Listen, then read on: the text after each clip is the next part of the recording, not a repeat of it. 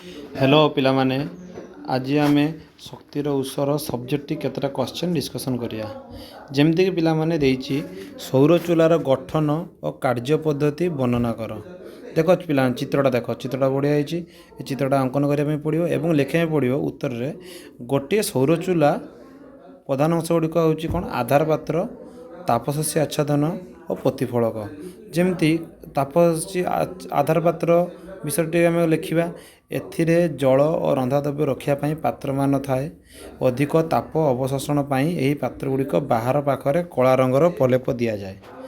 तो ख नंबरटा कौन अच्छी तापशस्य आच्छादन आधार पात्र भितर पार्श्वर कला रंगर प्रलेप दि जाए यार उपरिभाग को काच फलक रे आवृत करा जाय थाए फल पात्र भीतर पार्श्वर तापमात्रा वृद्धि पाए किंतु पात्र द्वारा अवशोषित ताप सहजरे काच आवरणर बाहर को जाइपारे नहीं। प्रतिफलक देख सूर्य किरण को सीधा किंबा अवतल प्रतिफलक साहाय्य केन्द्रीभूत करी आधार पात्र मध्य को पका जाए। सूर्यर अवस्थान अनुसार यह विभिन्न दिगरे घुराई सूर्य किरण को आधार पात्र उपरे फोकस करा जाए। साधारणतः आलुमिनियम धातु किंबा काचरे प्रतिफलक तैयारी होता है। अधिक प्रतिफलन पाई प्रतिफलकर भीतर पृष्ठ को अति मसृण करा जाए। तो यहाँ कहले 4 मार्क मिले 4 मार्क प्रश्न आसो। आ गोटे क्वेश्चन कौन आसपे सोलार सेल गठन और कार्य पद्धति लेख। तो सोलार सेल चित्र तुमको लिखा पड़ो पी टाइप सिलिकन कौटी अच्छी एन टाइप सिलिकन कौटी अच्छी इलेक्ट्रॉन पह सूर्य ये सब ड्राइंग करने पड़ो। तो उत्तर लिख सोलार सेल द्वारा सौर शक्ति को विद्युत शक्ति परिणत करा जाए। एथिरे सौर आलोक विनियोग कर विद्युत विभवांतर सृष्टि करा जाए। तेणु यही पद्धति को आलोकीय भोल्टीय प्रवाह बोली कहा जाए। तो विद्युत विभवांतर सृष्टि करने एथिरे एक अर्धपरिवाही व्यवहार करा जाए कारण अर्धपरिवाही व्यवहार करा जाए थाए कारण अर्धपरिवाही उपरे आलोक पड़े विद्युत विभवांतर सृष्टि हुए। एक्चुअली रिपीट हो जाए। तो सोलार सेल अर्धपरिवाही भाव पी प्रकार और एन प्रकार सिलिकन व्यवहार करा जाए। तो सिलिकन स्फटिक आर्सेनिक खाद मिसिले एन प्रकार सिलिकन हुए। तो सिलिकन चतुर्थ संयोगी अटे आर्सेनिक पंच संयोगी थिबारु सिलिकन सहित मिसिबा परे सोलार सेल पर गोटे इलेक्ट्रॉन बली पड़े। यही बड़का इलेक्ट्रॉन चार्ज वाहक रूप कार्य करे या वियुक्त अग्र रही थाए। देन आम कौन जानिले एन टाइप सिलिकनटा इलेक्ट्रॉन वाहक रूप कार्य करिवो एवं सही परी पी टाइप सिलिकन कौन कहूँ बोरन 30 संयोगी होइतिबारु सिलिकन सहित मिसिबा परे यह गोटे इलेक्ट्रॉन आवश्यक हुए। एणु यह युक्त अग्र रूप कार्य करे। सोलार सेल एन प्रकार सिलिकन को पी प्रकार सिलिकन ऊपर चपा रखा जाए। तो एन प्रकार सिलिकन और पी प्रकार सिलिकन ऊपर सूर्य किरण पड़े युक्त वियुक्त अग्र विभ्रांत सृष्टि हुए। तो एबे आ गोटे क्वेश्चन आसो तो इम्पोर्टेंट क्वेश्चन गोबर गैस प्लांट गठन वर्णना कर। तो गोबर गैस प्लांट में चित्र करने पड़ो। तो प्रवेश पात्र जमी देती से कौन गोबर और पानी 4:5 आयतन रे मिसाई जो भल भाव फेंटी मंड करा जाए। यही मंड को प्रवेश पात्र भर्ती करा जाए। यही मिश्रण एक नल भितर दे आपे आपे डाइजेस्टर कूप को चली जाए। डाइजेस्टर कूप कौन कहूँ यार 4 कांथ इटा सीमेंट रे तैयारी होता है। यार प्राय 1/3 भूमिर ऊपर को 2/3 भूमिर ठारू तल को थाए गोबर पानी मिश्रण एठारे जमा हुए। धातु निर्मित डम कौन कहूँ साधारणतः यही डमटी इस्पात निर्मित एबे सीमेंट और कंक्रीट डम निर्माण करा जाउछि। यह कूपर संपूर्ण रूपे घोड़ाई वायुरोधी कर दिया जाए। अम्लजान अनुपस्थित रे बढ़ी पारुथिबा मिथानोजेन और अन्य बैक्टेरिया यही मिश्रण किनन द्वारा methane carbon dioxide hydrogen sulphide gas उत्पन्न करे।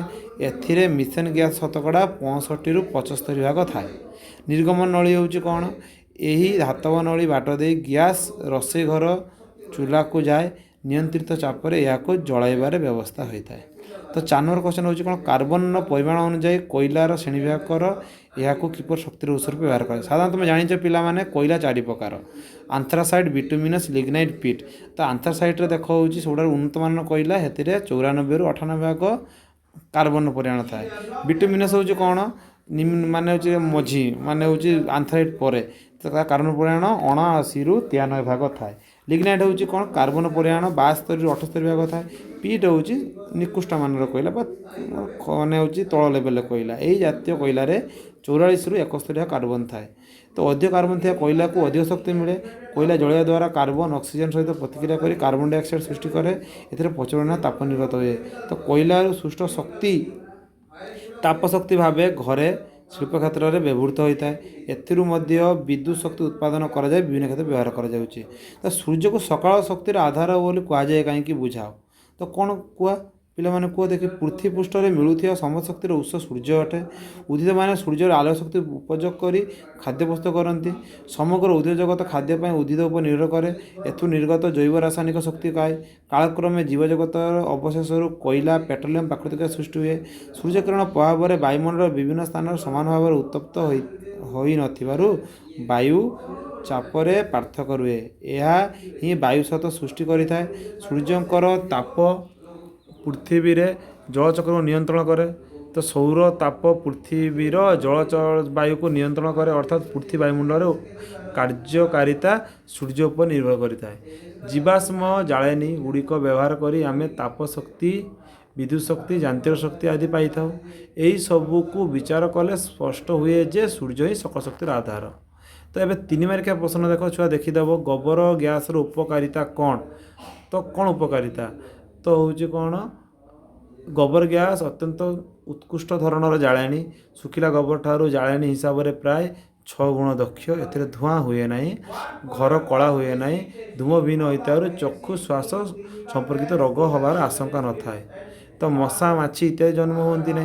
तो सौर शक्ति जीवाश्म इंधन अपेक्षा अधिक उपयोगी कहीं जीवाश्म इंधन नवीकरण अयोग्य प्राकृतिक संपद जहाँ कौन पिला थरे क्षतिगला मैंने सृष्टि हो पार ना। यह पृथ्वी को दिने शेष हो मात्र सौर शक्ति नवीकरण योग्य प्राकृतिक संपद एथिरे कौन मूल्य देवाक पड़े ना। यह सरीजीव ना। सौर शक्ति को वायु प्रभाव पाई किपरि दायी बुझाओ। सूर्य किरण प्रभाव में वायुमंडल सबु स्थान में समान भाव उत्तप्त हो न था। वायुमंडल तापर पार्थक्य वायुमंडल चापर पार्थक्य सृष्टि करे। चापर समानता आने वायु गोटे स्थान अन्य स्थान को प्रभावित हुए। या वायु प्रवाह यहपरि भाव होता है। जीवाश्म शक्तिर अपकारिता कौन। जीवाश्म शक्ति अर्थात कोईला पेट्रोलियम जली वायु प्रदूषण करें। एगुड़िक दहन अमूल पुष्टिर एक कारण अटे। एगुड़िक नवीकरण अयोग्य शक्ति होइतिबारु याकु पुनर्भरण करा जाई पारे नाही। तो सौर चूला रे प्रतिफलकर कार्य मुझे एटा छुआ पढ़ीदेव। जीवाश्म शक्तिर अपकारिता भी लिखिदि। गोबर शक्तिर अपकारिता लेख। अपकारिता हूँ कौन उपकारिता उपकारिता माने कौन आमको फल माने सुफल मिल एटा तो मुझे कहुला। जुआर शक्ति किपर विद्युत शक्ति उत्पादन कर देख एटा जुआर शक्ति संग्रह पाई नदीमाण में 20 किलोमीटर लंबर जलाशय निर्माण कराए। से स्विच गेट लगा जाए। उच्च ज्वार समय यही गेट को खोली दिया जाए। जलाशय मध्य को प्रवेश कलापर गेट बंद करा जाए। पर उच्च पतनरू जल को नियंत्रण भाव समुद्र को खलास करा जाए। यही खलास होता जलस्रोतर टर्बाइन चलाई विद्युत शक्ति उत्पादन करा जाए। नदीबंध योजनार किपरि विद्युत शक्ति उत्पादन करा एटा देख। नदीबंध योजनार नदीबंध पकाई एक बृहत जलबंध सृष्टि करा जाए। पर यह उच्च पतन निम्न पतन को प्रबल बेगर छड़ा जाए। एथिरु जाते होता जलस्रोत शक्ति टर्बाइन घुराइबार व्यवहृत हुए। टर्बाइन सह संयुक्त जेनेरेटर आर्मेचर घूरीवा विद्युत शक्ति उत्पादित हुए। तो पवन शक्ति को किपरि विद्युत शक्ति उत्पादन करा जाए। पवन कल साहाय्य वायुर गति शक्ति उपयोग कर जेनेरेटर चलाई विद्युत शक्ति उत्पादन करा जाए। एथिपाई यही कल केते गुड़िए पपेलर खंजा जाए। यह प्राय व्यास प्राय 6 मीटर।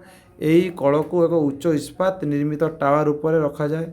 वायु प्रभाव जोगु पपेलर घूरे और तत्सहित संयुक्त जेनेरेटर घूरे फल विद्युत शक्ति उत्पादन हुए।